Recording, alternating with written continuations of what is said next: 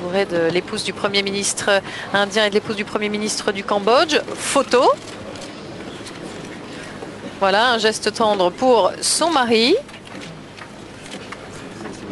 L'épouse du président de la République qui embrasse le Premier ministre François Fillon. Chacun va aller prendre et du Sénat. Hun Sen, le Premier ministre cambodgien. Manmohan Singh, le Premier ministre indien.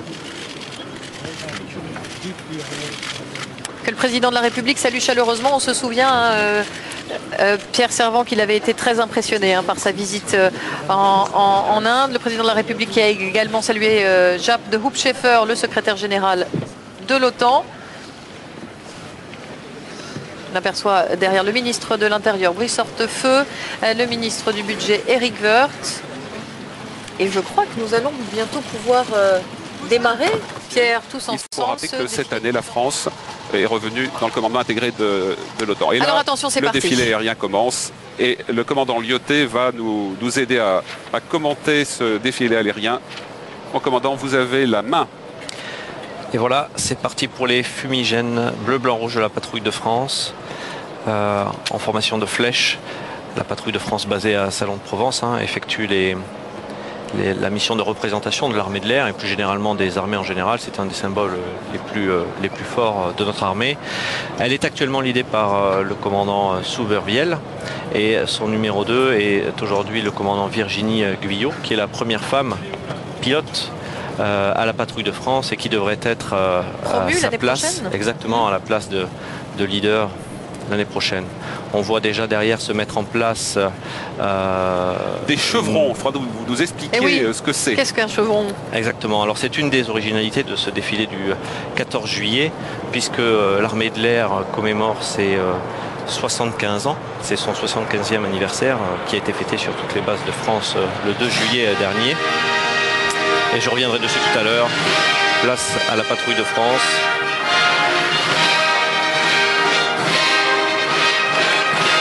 Voilà, sous vos yeux maintenant le chevron qui symbolise les 75 ans de l'armée de l'air. Il est composé d'un chevron de 7 avions avec à sa tête un Rafale et 6 Mirage 2000, suivi de 5 avions, 3 Alpha Jet et 2 Mirage F1. Et vous l'aurez compris, 7 et 5 forment le chiffre 7 et 5 pour la commémoration de ces 75e anniversaire.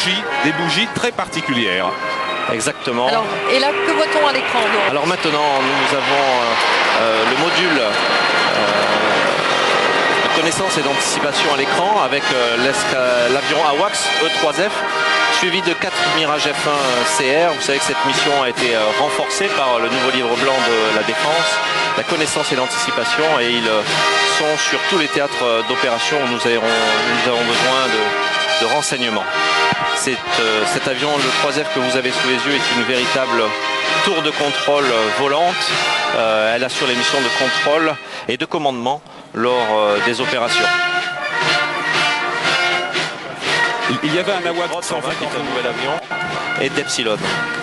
Voilà, et là déjà l'armée indienne qui s'est mise en route, et vous voyez avec ce cadencement extraordinaire du bras, un alignement impeccable. Merci commandant Lyoté infiniment de nous avoir aidés. Et là on bascule tout de suite dans l'armée indienne, la force armée de la République de l'Inde, donc 400 hommes au total. Oui, pas de femmes. Enfin, il y en a dans l'armée indienne, mais il n'y en a pas aujourd'hui sur le bitume des Champs-Élysées. 3 blocs terre, mer et air. Tout à l'heure, grâce à Samasoula, on a pu voir dans le détail la symbolique notamment des coiffures. Et là, une particularité, c'est que la fanfare se trouve derrière le bloc de soldats.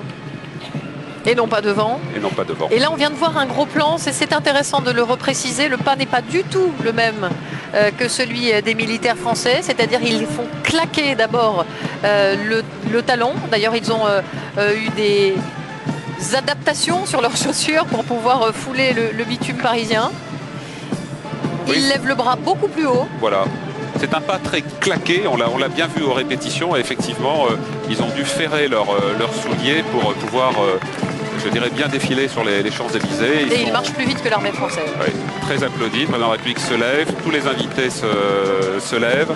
L'alignement est vraiment super, mais c'est vrai que bon, c'est des images, l'armée des Indes, c'est toute une symbolique et on voit la fierté dans les yeux du Premier ministre indien. Manmohan Singh. Mais c'est d'ailleurs quand Nicolas Sarkozy a été en Inde en janvier 2008 qu'il a été très impressionné par la prestance du défilé militaire indien pour la fête nationale indienne. Et c'est à ce moment-là qu'il a souhaité les faire venir en France pour le 14 juillet. Voilà. Et donc vous retrouvez énormément de symbolique de l'armée britannique. Les décorations sont typiquement du type britannique. Et là, très applaudi. Il faut dire que c'est absolument magnifique. Les 3 corps sont représentés, on le rappelle. Voilà, la marine avec un sikh donc, qui appartient à une communauté guerrière. Il y a dans cette communauté des sikhs, certains sont paysans, d'autres guerriers très tôt. Et là, donc, c'est un détachement de la marine en tenue blanche. Et vous voyez, pour l'officier de tête, ce port du sabre typiquement britannique. Et je peux vous assurer que c'est extrêmement fatigant de défiler. Là, à l'arrivée devant la tribune, le salut. Et il va incliner son sabre au passage devant la tribune. Regardez l'alignement grâce à ces images extraordinaires. C'est impeccable, c'est extrêmement impressionnant.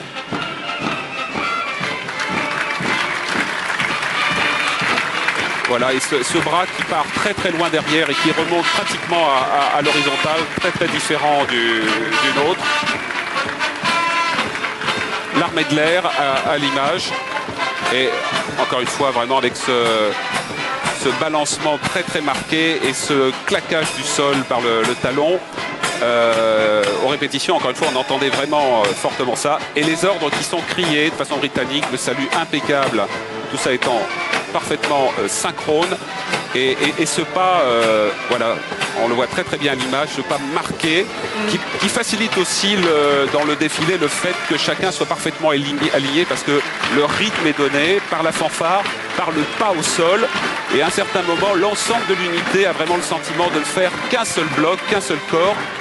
Donc c'est aussi cela l'esprit militaire. Voilà. Et déjà démarre le défilé.